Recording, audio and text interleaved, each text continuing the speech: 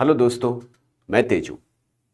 आज हम लोग एक बहुत ही इंटरेस्टिंग टॉपिक के बारे में बात करेंगे और ऐसा टॉपिक जो शायद तुम सबने सुना ज़रूर होगा और स्पेशली अपने घरों में, अपने आसपास बड़े लोगों को बात करते हुए, और कई तुम में से ऐसे भी होंगे जिन्होंने इस पूरे प्रोसेस में हिस्सा भी लिया होगा। Right? So today, in very short, we are going to talk about the state elections. Right? हम लोग आज के इस वीडियो में जानने की कोशिश करेंगे कि स्टेट्स में या राज्यों में ये इलेक्शंस नाम की क्या चीज़ होती है, क्यों होती है और इसे कैसे और कौन कंडक्ट करता है। राइट? ये बात आती कहाँ से है? अभी हाल ही में इंडिया के दो स्टेट्स, कौन कौन से, महाराष्ट्र और झारखंड, इन दो स्टेट्स में इलेक्शंस हुए around 20th of November tentatively. Okay, और इन दोनों ही स्टेट्स की एक खास बात, आराम से सुनो और चाहो तो इसे दोबारा से सुन करके लिख भी लेना, रिकॉर्ड भी कर लेना। राइट? सुनने वाली बात, Maharashtra is the second populous state in India. Bharat में जनसंख्या के हिसाब से ये दूसरे नंबर का राज्य है। कौन सा? महाराष्ट्र। दूसरी बात कि ये राज्य भारत के कुल जीडीपी में 14% की हिस्सेदारी रखता है, जो कि सबसे ज्यादा है। फिर से बता रहा हूं, the state of Maharashtra Bharat की इकोनॉमी में सबसे ज्यादा हिस्सा कंट्रीब्यूट करता है। कितना? 14%। राइट? तो दो बातें महाराष्ट्र के बारे में ध्यान रखने वाली हैं, जीके के तौर पे कभी कहीं कहीं पर भी इस्तेमाल कर देना। It is the second most populous state, जनसंख्या के आधार पर दूसरे नंबर का सबसे बड़ा राज्य, और भारत की इकोनॉमी में, भारत की अर्थव्यवस्था में सबसे ज्यादा कंट्रीब्यूशन इस राज्य का। खास बात, यहां पर मुंबई नाम की सिटी भी है। राइट? मुंबई वही जहां पर शाहरुख खान साहब रहते हैं, और जो तुम में से थोड़ा सा इकोनॉमी की तरफ बात करते हो तो ये भारत का फाइनेंशियल कैपिटल है, यानी सबसे ज़्यादा पैसा वगैरह जो है वो यहीं से ही जनरेट होता है, सर्कुलेट होता है, डिस्ट्रीब्यूट होता है। इसे भारत की फाइनेंशियल कैपिटल भी कहा जाता है। किसे? मुंबई को, है ना। बात यहां पर महाराष्ट्र की। अच्छा, दूसरा राज्य कौन सा साहब? इधर देखिए, छोटा सा ये राज्य झारखंड, बिहार से निकला हुआ ये राज्य। पहले बिहार और झारखंड एक साथ होते थे। झारखंड हमारे लिए नेचुरल रिसोर्सेज में, जो प्राकृतिक संसाधन है, उसका एक बहुत बड़ा सोर्स है। यानी यहाँ पर खनिज या मिनरल्स बहुत सारे मिलते हैं। यहाँ तक कि भारत के कुल रिजर्व्स का 5% हिस्सा केवल इस राज्य से आता है ना। तो उस नजरिए से देखें तो ये बहुत इंपॉर्टेंट राज्य है। लेकिन साथ में एक बहुत इंपॉर्टेंट चीज, इसी राज्य की 40% जनता, 40% of the total population of Jharkhand, almost 40%, 39.1% का डेटा आता है, वो जनसंख्या गरीबी रेखा के नीचे है। यानी इतना रिसोर्सेज भी हैं, लेकिन जनता जो है वो गरीबी रेखा के नीचे है। दूसरी तरफ महाराष्ट्र एक समृद्ध राज्य, यानी ये इंडिया की डाइवर्सिटी है, विविधता है। दो तरीके के राज्य, दोनों समय पे एक साथ इलेक्शंस हो रहा है। थोड़ा सा देखिए साहब यहाँ पर डेटा कि महाराष्ट्र की असेंबली में, असेंबली क्या होता है, we shall just get to know. अभी हम लोग बात करते हैं उस बारे में। 288 कुल सीटें हैं महाराष्ट्र की असेंबली में, और झारखंड में 81 सीट्स हैं, है ना। Jharkhand has 81 seats and Maharashtra has 288 seats. Okay, इतनी सब कुछ बात हो रही है, थोड़ा सा नजर डालें कि साहब इलेक्शंस नाम का ये सिलसिला होता क्या है ना। चुनाव जो है ये क्या चीज है? पहली बात, ये हमारा देश भारत, जैसा कि यहां पर तुम लोग देख सकते हो, ये दुनिया की सबसे बड़ी डेमोक्रेसी है। राइट?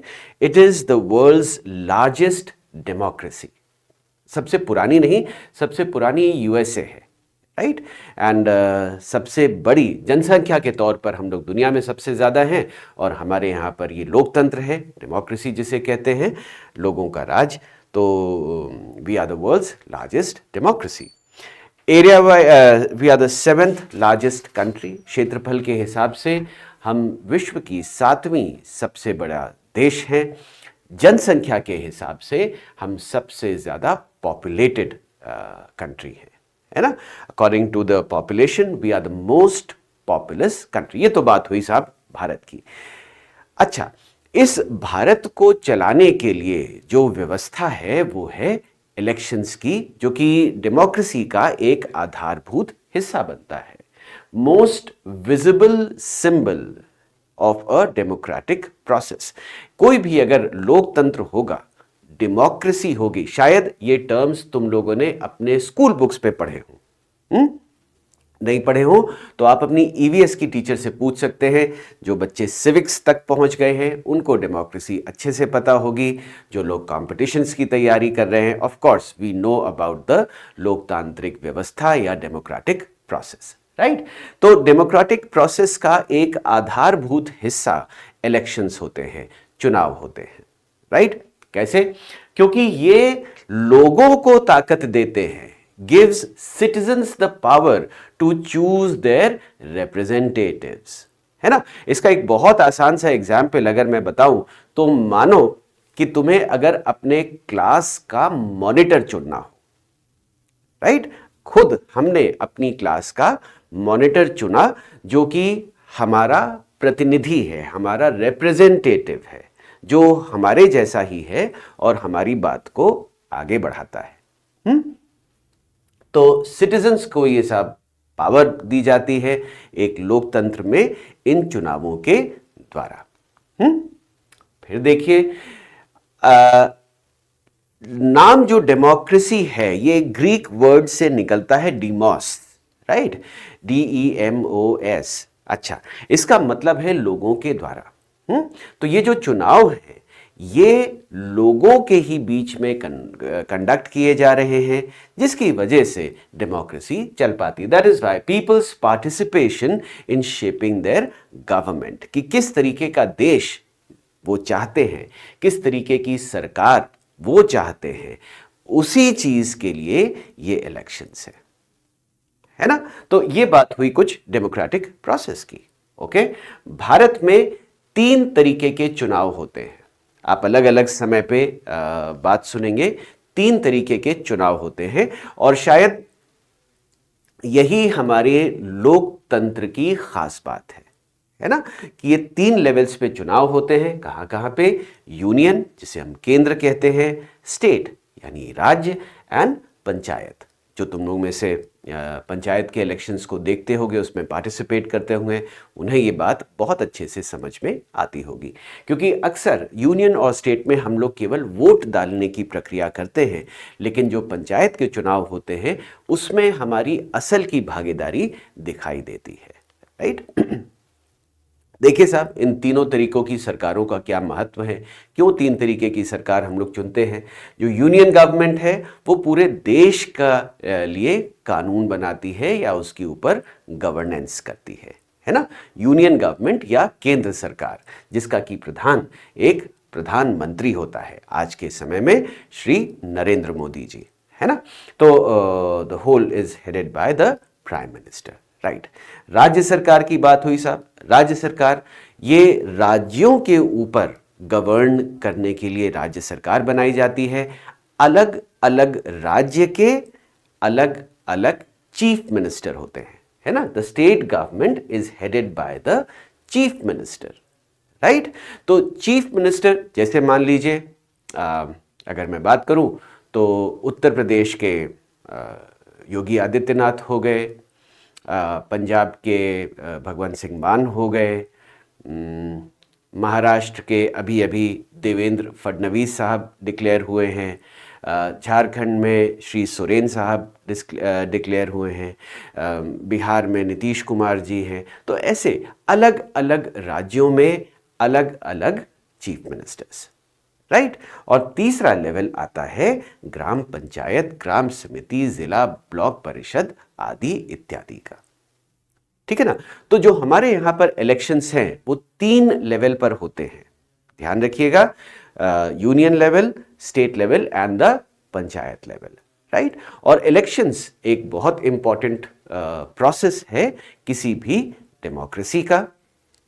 जो फैक्चुअल इंपॉर्टेंट बात हमने यहां पर सीखी कि India is the largest democracy in the world. Bharat जो है वो दुनिया की सबसे बड़ी लोकतांत्रिक व्यवस्था है। ठीक है ना।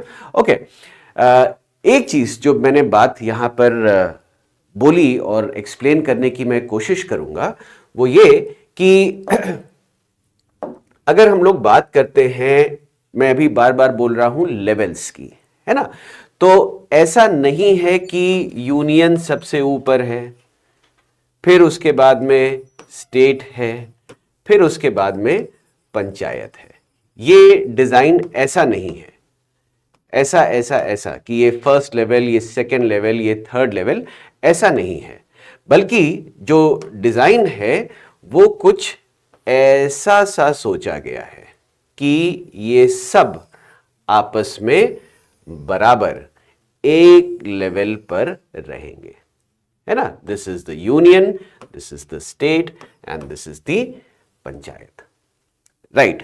अच्छा, अभी ये ऐसा नहीं है। अगर हम आज की बात करें तो ये कुछ ऐसे निकल करके आता है, राइट। ये हो गया यूनियन, ये हो गया स्टेट और ये हो गया पंचायत। पंचायत को मैंने पूरी तरीके से अंदर बनाया हुआ है। वजह उसकी ये है कि जो राज्य सरकारें हैं वो किसी ना किसी तरीके से इन पंचायत के चुनाव को एक तरीके से इन्फ्लुएंस करते हैं, उन्हें कंट्रोल करते। राज्य सरकार नहीं, मेरा गलती हो गई, राज्य की जो पॉलिटी है, यानी राज्य की जो तमाम सारी पार्टीज हैं वही इसमें कुछ इस तरीके से हिस्सा लेने लगते हैं। और पूरी तरीके से इन पंचायतों का जो फाइनेंशियल कंट्रोल है वो अभी भी राज्य सरकार के ही पास में है। इस पे डिटेल से तुम लोगों की किताबों में दिया हुआ है, थोड़ा सा पढ़ना, नहीं तो कमेंट्स में डालना, मैं उसके सारे जवाब वहां पर दे दूंगा, राइट। अच्छा, और इसे होना कुछ ऐसा चाहिए, कोशिश कर रहे हैं हम लोग इसे ऐसा बनाने की। कैसा बनाने की? अच्छा, ये जो इंटरसेक्शंस होते हैं ना, इसे, इस एरिया को जो दोनों गोलों के बीच बीच में आ रहे हैं, इन इंटरसेक्शंस को ये शेयर्ड पावर होती है, यानी ये वो हिस्सा है जो इनके पास भी है और इनके पास भी है। तो एक बार अगर मैं जरा इसको फिर से तुम लोगों को एक्सप्लेन करने की कोशिश करूं तो जरा सा देखना, बहुत आसान सी चीज़ है, जो मैं बात बताना चाह रहा हूं वो समझ में आ जाएगी। पहली बात तो ये कि ये हायरार्कियल नहीं है, मतलब ऐसा नहीं है कि यूनियन साहब सब बड़ा है और स्टेट छोटा है और पंचायत बिल्कुल बच्चा है, बिल्कुल ऐसी बात नहीं है। ऐसा एटलीस्ट हमारे जो संविधान बनाने वाले लोग हैं या जिस तरीके से हमारी गवर्नेंस है वो लोग ऐसा नहीं सोचते हैं। ऑब्वियसली अगर राष्ट्र की बात है तो वो बड़ा एंगल हो ही जाता है। हमें अपनी व्यवस्था ऐसी बनानी है, राइट। ये हैं वो 3 हिस्से, ये हो गया साहब यूनियन, है ना, ये हो गया स्टेट और ये हो गया पंचायत, राइट। यहां पे ध्यान रखना, पंचायत वो सीरियल नहीं है जो तुम लोग देखते हो वेब सीरीज पे, राइट। ये पंचायत वो है जहां पर इनके इलेक्शंस होते हैं, इनका एक बहुत इंपॉर्टेंट रोल रहता है, राइट। अच्छा, ये वाला हिस्सा जो मैं बताने की कोशिश कर रहा हूं, दिस इज द इंटरसेक्शन, यानी यहां पर जो इनकी पावर्स हैं और इनकी पावर है वो एक दूसरे के ऊपर अलाइंड है। जाहिर सी बात है इसमें यूनियन का रोल ज़्यादा रहता है, जहाँ कहीं भी कॉन्करेंट पावर्स हों, इसे कहा जाता है कॉन्करेंट पावर्स, है ना। और सिमिलरली राज्य का और पंचायत का, जैसा मैंने बताया कि अभी का स्ट्रक्चर कुछ इस तरीके से है, पंचायतों के पास में अभी वो ताकत नहीं आ पाई है, राइट। ओके, एक टर्म बहुत अक्सर इस्तेमाल किया जाता है, फेडरल स्ट्रक्चर, है ना। ये तुम लोगों की किताबों में भी लिखा होगा, तुमने अपने आसपास के लोगों से भी सुना होगा। There is something called as the federal structure. क्या चीज है, जरा सा देखिए। Governance that divides the power and the responsibility between central and the state government. अभी जो मैंने बात बताई ना कि ये वो व्यवस्था कि तुम्हारी पावर्स ये हैं और तुम्हारी पावर्स ये हैं, इस व्यवस्था को, ये जो अलग अलग हिस्सेदारी करी गई, इसे हम फेडरल सिस्टम ऑफ गवर्नेंस कहते हैं। ओके, हमारे शेड्यूल 7 में एक लिस्ट दी गई है ना, रादर 3 लिस्ट दी गई हैं, जिसमें हम बात करते हैं कि साहब यूनियन के पास ये ताकत आई, स्टेट के पास ये ताकत आई, और कॉन्करेंट यानी जो दोनों के बीच में कॉमन स्पेस है उसमें ये बात आई।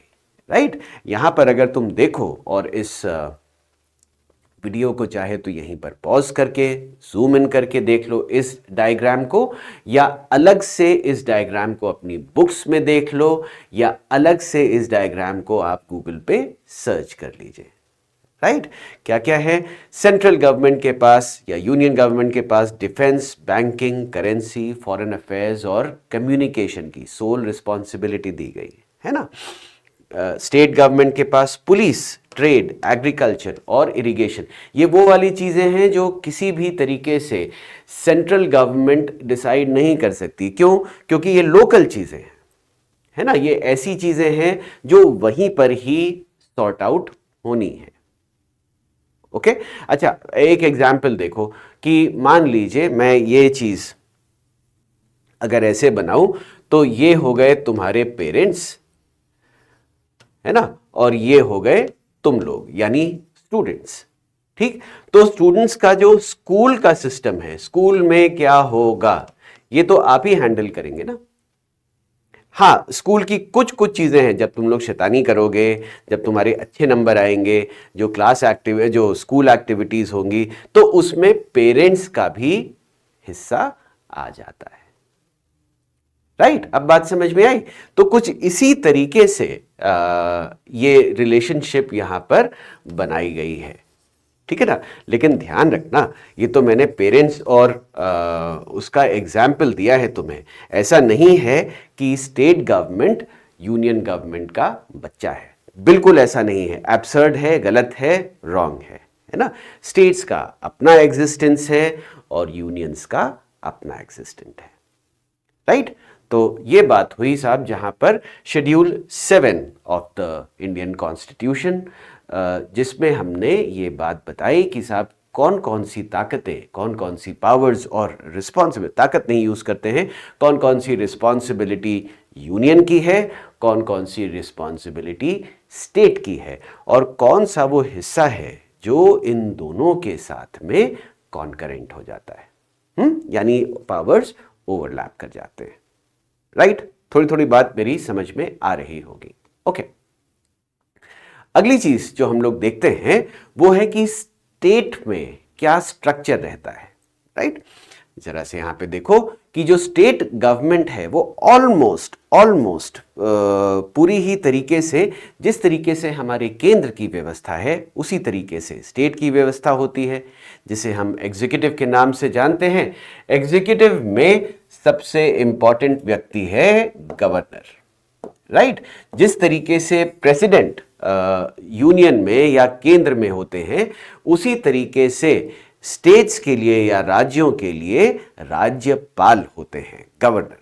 Right, the governor is the representation of the president, है ना, राष्ट्रपति का प्रतिनिधित्व वो राज्यों के लेवल पर करते हैं। He is appointed by the president of India, है ना, राष्ट्रपति के द्वारा साहब ये चुने जाते हैं गवर्नर। इनका कार्यकाल, term is of 5 years।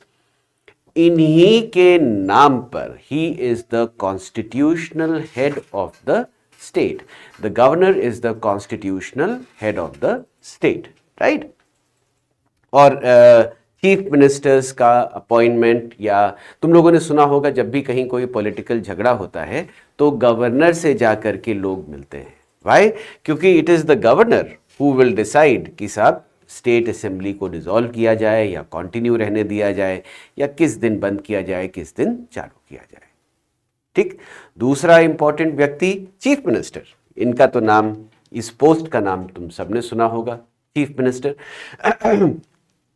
Chief minister कौन होता है साहब? जो भी मेजॉरिटी पार्टी, इलेक्शंस अभी हम लोगों ने देखे थे ना, तो उन चुनावों में जो भी मेजॉरिटी पार्टी जीतती है वो फिर अपना एक मुखिया या तो पहले से चुन करके रखती है या उसके बाद चुनती है ना।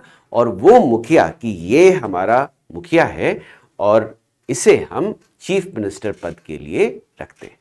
आजकल के समय पे ये चीफ मिनिस्टर पद या चीफ मिनिस्टर कैंडिडेट जिसे हम कहते हैं, ये पहले ही डिसाइड हो जाता है ना। लेकिन जो प्रोसेस है, जो व्यवस्था है, वो कुछ इस तरीके की कि ये दल जीत करके आया, इस दल ने इन्हें XYZ को अपना मुखिया चुना और वो मुखिया फिर जाकर के अपनी पार्टी की तरफ से, अपने लोगों की तरफ से गवर्नर साहब से मिलता है और उसे चीफ मिनिस्टर के तौर पर लिया जाता है। यही चीफ मिनिस्टर आगे चल करके अपने साथ काउंसिल ऑफ मिनिस्टर्स को सेलेक्ट करता है, यानी कि ये अलग अलग मिनिस्ट्रीज के लिए प्रतिनिधि को चुनता है, जिन्हें हम काउंसिल ऑफ मिनिस्टर्स के नाम से जानते हैं, मंत्रियों या मिनिस्टर्स के नाम से जानते हैं, जो अलग अलग कार्य क्षेत्रों की रिस्पॉन्सिबिलिटी देखते हैं। तो फिर से अगर मैं इसे शॉर्ट में बताने की कोशिश करूं तो सबसे पहले हुए गवर्नर, जिनके नाम पर the state is run. The governor is the head of the state, है ना। राज्य का जो मुखिया है वो गवर्नर है। फिर उसके बाद में आते हैं चीफ मिनिस्टर। चीफ मिनिस्टर कौन है? जिन्हें हम लोग डायरेक्टली इलेक्ट कर रहे हैं। चीफ मिनिस्टर का चुनाव अगर देखा जाए तो एक इनडायरेक्ट चुनाव है। कैसे? हमने साहब तो मंत्रियों को चुना, उन मंत्रियों ने एक चीफ मिनिस्टर को चुना, है ना। प्रक्रिया कुछ इस तरीके की है, प्रोसेस कुछ इस तरीके का है। अंतर बस ये आ गया है कि अब आज के समय में हम लोग अपना मुख्यमंत्री भी पहले से ही डिसाइड कर लेते हैं, कुछ इस तरीके से कि साहब अगर ये चुनाव जीते तो XYZ person will be the chief minister.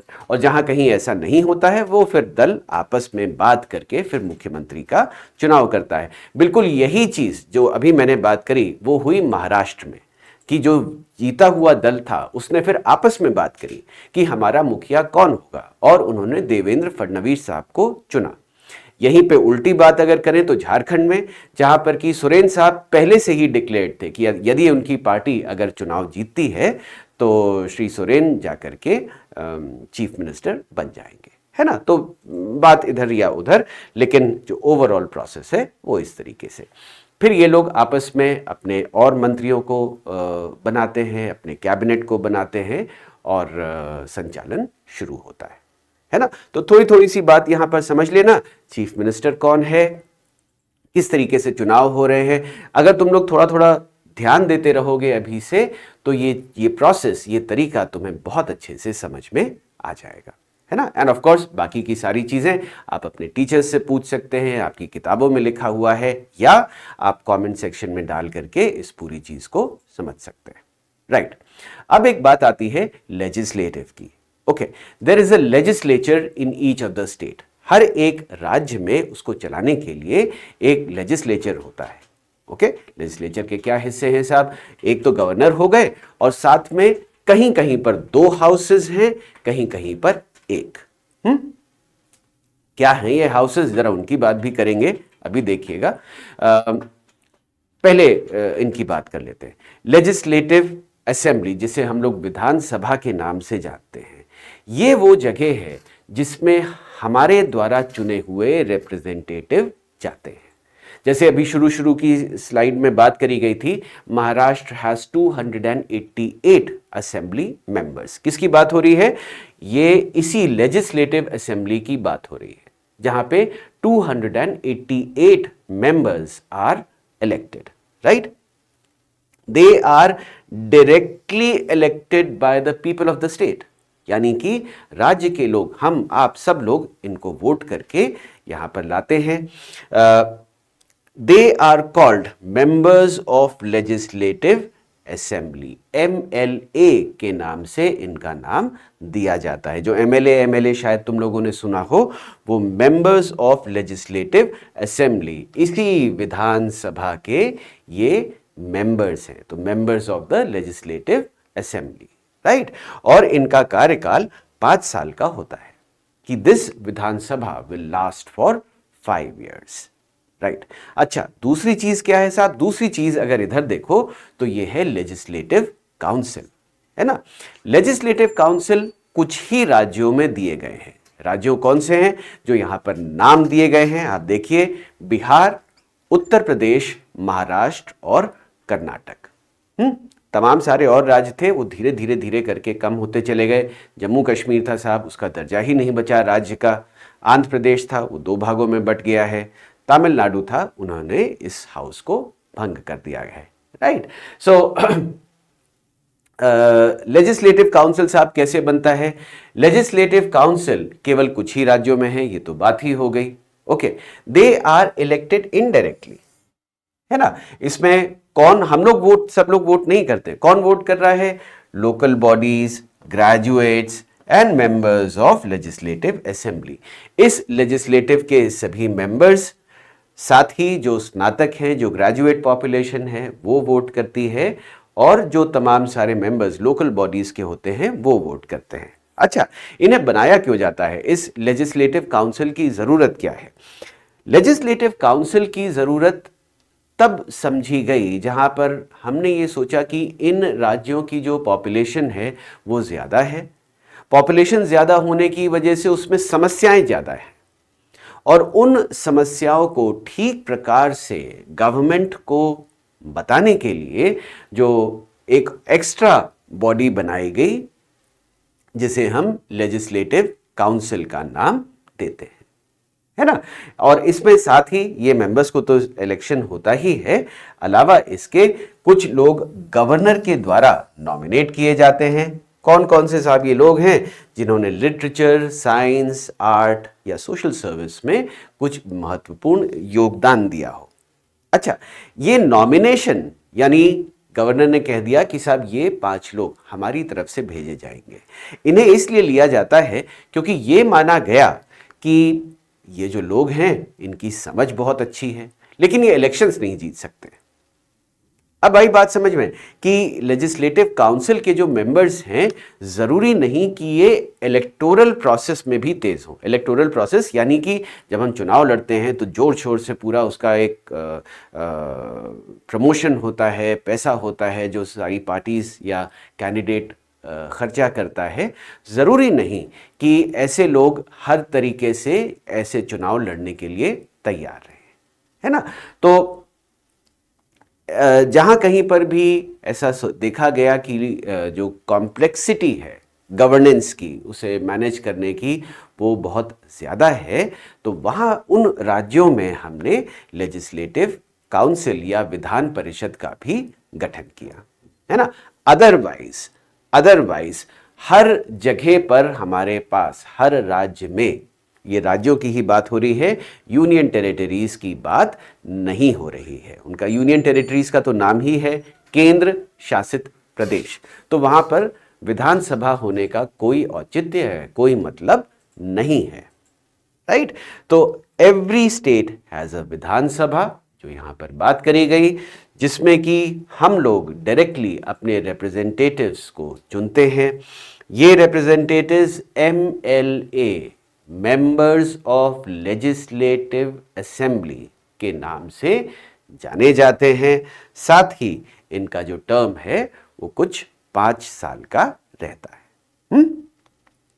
Okay, इस लेजिस्लेचर की प्राइमरी पावर्स क्या हैं? बहुत छोटे में मैं बताने की कोशिश कर रहा हूं क्योंकि बाकी सारी चीजें आपकी बुक्स में हैं। What I am trying to do over here, जो मैं करने की कोशिश कर रहा हूं इस पूरी एक्सरसाइज से, वो सिर्फ ये कि जो हमारे आसपास घटित हो रहा है वो ऑलरेडी हमारी, उसका क्यों ऑलरेडी हमारी बुक्स में है। हमें सिर्फ उस जुड़ाव को देखना है और फटाफट ये इंफॉर्मेशन हमें समझ में आने लगती है, या जो हमारा कोर्स है वो हमें अच्छे से समझ में आने लगता है। चलिए साहब, देखें क्या है पावर्स ऑफ द लेजिस्लेटर। सबसे पहले we shall just talk about the financial powers of the legislature, यानी कि उस राज्य में जो कुछ भी खर्चा होना है या नहीं होना है वो इस विधानसभा के द्वारा ही तय किया जाएगा। ओके, इट ऑथराइजेस, ये निश्चित करता है हर तरीके का एक्सपेंडिचर, टैक्सेशन या बोरोइंग्स जो ये राज्य सरकार लेगी, उसका निर्णय इसी लेजिस्लेटिव असेंबली में होता है ना। यही लोग आपस में वोट कर, तुम लोगों ने देखा होगा बजट आता है, बजट के ऊपर वोटिंग होती है, फिर तुमने देखा होगा तमाम सारी बहस होती रहती है, वो टीवी के ऊपर आती रहती हैं। तो बताने का पर्पस केवल यही है कि ये मेंबर्स जो हमने चुने हैं वो जाकर के हमारे लिए कानून बनाते हैं, हमारे लिए तरह तरह की चीज़ें करते हैं। Legislative assembly alone has the power to originate the money bill. अगर तुम लोग अपनी किताबों में देखोगे तो there is something called as money bill. Money bill क्या रहेगा, ऐसे ही बता रहा हूं, कंफर्म कर लेना कि जो कोई भी चीज़ हमारे स्टेट के फिनेंसेस से रिलेटेड होती है उसे हम मनी बिल का दर्जा दे सकते हैं। एक सज्जन इसमें बड़े काम के रहेंगे, स्पीकर साहब, उनकी अभी बारी आएगी। तो it is the speaker who decides, who has the final authority to decide कि अगर ये बिल मनी बिल है या नहीं। मनी बिल क्या होता है क्या नहीं, आप सबकी किताबों में दिया हुआ है, नहीं दिया है तो एक बार गूगल कर लीजिएगा, बहुत आसानी से आपको पता चल जाएगा। तमाम सारा चीज़ लिटरेचर उसके बारे में ऑलरेडी अवेलेबल है, राइट। लेजिस्लेटिव काउंसिल जो दूसरा हाउस है वो, उसके पास कोई ताकत नहीं होती है।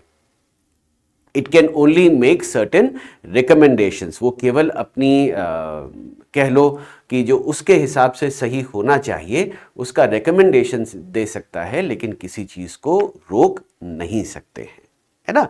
अपार्ट फ्रॉम फाइनेंशियल कंट्रोल, बाकी सारे डिबेट वगैरह वगैरह वो सारी चीज़ें जो है उस असेंबली में होती रहती हैं, जिसे तुम लोग टीवी के ऊपर देख सकते हो, है ना।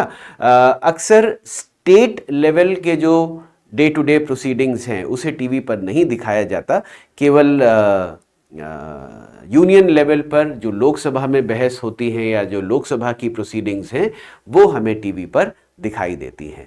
लेकिन जैसा मैंने पहले इस वीडियो में बताया कि जो राज्य सरकार का भी गठन है वो लगभग उन्हीं लाइंस पर है जिस तरीके से केंद्र सरकार चलती है, तो एक आइडिया हमें ज़रूर लग जाता है कि स्पीकर का क्या रोल है या वगैरह वगैरह। इस तरीके से बात आई साहब इन सज्जन की, मैं कुछ देर से बोले चले जा रहा हूँ। स्पीकर हैं एक महाशय। ओके, स्पीकर का काम क्या है?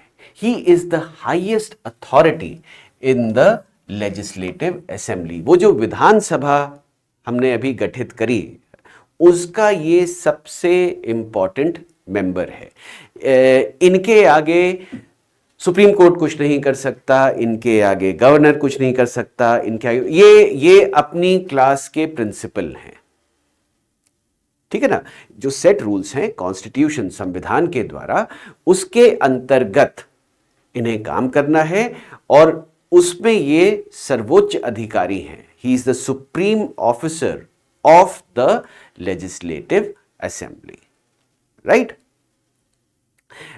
ये चुने जाते हैं जो मेंबर्स हैं उनके ही द्वारा। जाहिर सी बात है जिस पार्टी जिस दल के मेंबर्स सबसे ज़्यादा होंगे, ये जो व्यक्ति है ये उन्हीं के द्वारा चुन करके आएंगे, ऑब्वियस सी बात है। ओके, जब तक ये असेंबली चलेगी, यानी कि अगर 5 साल है तो 5 साल तक ये रहेंगे, अगर बीच में चुनाव हो गए तो बीच में इनका कार्यकाल ख़त्म हो जाएगा। The speaker and the deputy speaker are elected by the assembly। जैसे ही सब ये अभी तुम लोग देखोगे, महाराष्ट्र में देखना या झारखंड में देखना, धीरे धीरे करके स्पीकर का चुनाव वहाँ पर शुरू होगा, राइट।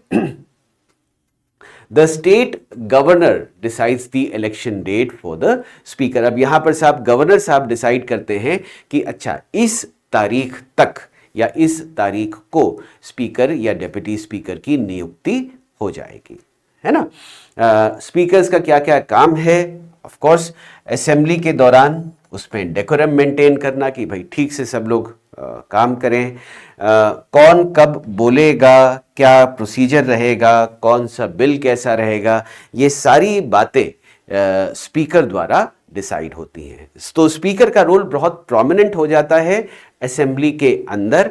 असेंबली का रोल इंपॉर्टेंट हो जाता है कि हम कौन सा कानून पास कर रहे हैं, किस तरीके का विधेयक, लेजिस्लेशन वगैरह लेकर के आ रहे हैं। अगर इन तारों को आपस में जोड़ोगे तो स्पीकर का रोल बहुत इंपॉर्टेंट हो जाता है। और अगर तुम लोग थोड़ा सा न्यूज़ फॉलो करो तो देखना कि महाराष्ट्र में स्पेशली, क्योंकि वहाँ पर 2-3 दल मिल करके पार्टीज बना, ये गवर्नमेंट बना रहे हैं, तो वहाँ स्पीकर के चुनाव को लेकर के एक बड़ा मज़ेदार खेल रहेगा, है ना। और स्पीकर का रोल तुम लोग अपनी किताबों में भी देख सकते हो। सिंपल सी चीज़ अगर मैं बताऊं तो इसे अपने दिमाग में मॉनिटर के रूप में रखना, राइट, कि वो क्लास का मॉनिटर है, जो कहेगा वो होगा। तो हर कोई चाहता है भैया मॉनिटर हमारा वाला बने, है ना। तो एक बड़ी मजेदार सी सिचुएशन बनती है स्पीकर के बारे में। ओके, इतनी सारी बातें साहब हम लोगों ने इलेक्शंस के बारे में कर ली, लोकतांत्रिक व्यवस्था के बारे में कर ली। भारत में एक बहुत इंपॉर्टेंट बॉडी है जिसे हम इलेक्शन कमीशन ऑफ इंडिया के नाम से जानते हैं, है ना। इलेक्शन कमीशन ऑफ इंडिया बहुत इंपॉर्टेंट चीज देखिए साहब, it conducts elections to the office of president, vice president, parliament यानी the union government and the legislature of every state. हर राज्य के चुनाव के लिए इलेक्शन कमीशन ऑफ इंडिया जिम्मेदार है। इसके आगे एक और बॉडी है, इतना एम्फेसिस मैं केवल इसलिए डाल रहा हूं, state election commission. State election commission panchayat के चुनाव कराता है ना। ये ध्यान रखना, स्टेट इलेक्शन कमीशन राज्यों के चुनाव नहीं कराता है, राज्यों के चुनाव इलेक्शन कमीशन ऑफ इंडिया ही कराता है। तो राष्ट्रपति, उपराष्ट्रपति, केंद्र सरकार और राज्य सरकारों के जो चुनाव, ये 4 चुनाव जो हैं, that are conducted by the election commission of India.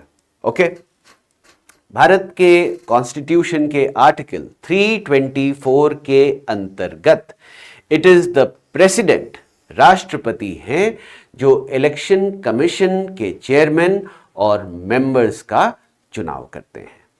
Okay, under article 324 तुम में से जो लोग भी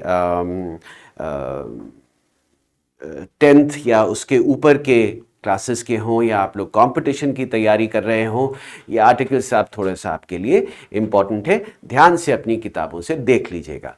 और जो बच्चे उसके छोटे हैं, बहुत उनकी सिर्फ जानकारी के लिए कि अंडर आर्टिकल 324 को आप भूल जाओ छोटे वाले बच्चों, it is the president, always remember, it is the president who appoints the election commission and the commissioners, chief of the election commission and the election commissioners. Okay, election commission का main purpose क्या है भैया? Election सही से करवाना। और election की बात अगर आई तो पार्टिसिपेशन बहुत जरूरी है। मान लीजिए साहब इलेक्शन हुआ और उसमें 10% लोगों ने हिस्सा लिया, ऐसा किस बात का इलेक्शन है ना। चुनाव तो तब है जब हम सब लोग मिल करके इसमें एक पॉजिटिव भूमिका, एक पॉजिटिव रोल निभाएं, है ना। So ensures the participation of all eligible citizens. तुम लोगों ने देखा होगा तुम्हारे मम्मी पापा के इलेक्शन कार्ड्स हैं, है ना। थोड़े ही दिन में तुम लोगों के भी इलेक्शन कार्ड्स बनने लगेंगे। हमारे यहां पर एलिजिबल डेट 18 साल की है, तो प्रॉबेबली जब तुम लोग 11th-12th के आसपास पहुंचोगे तो आप वोट देने के लिए एलिजिबल हो जाते हैं। और तब आपको इसी इलेक्शन कमीशन के पास जाना पड़ेगा अपना वोटर आईडी कार्ड बनवाने के लिए, है ना। तो इंडिया में जो इलेक्शन प्रोसेस है वो बहुत ही बढ़िया, मतलब वर्ल्ड लेवल पे इसका एग्जाम्पल दिया जाता है। यहां पर बात भी लिखी गई है, to highlight the standards of credibility, fairness and transparency, है ना, कि बिल्कुल सही तरीके से, ट्रांसपेरेंट तरीके से वेल वेरीफाइड चुनाव हो, इसकी पूरी जिम्मेदारी इलेक्शन कमीशन के ऊपर होती है। इसके लिए ये क्या करते हैं, किस चीज के लिए, कि ज्यादा से ज्यादा लोग भागीदार बने, उसके लिए they have to create awareness, है ना।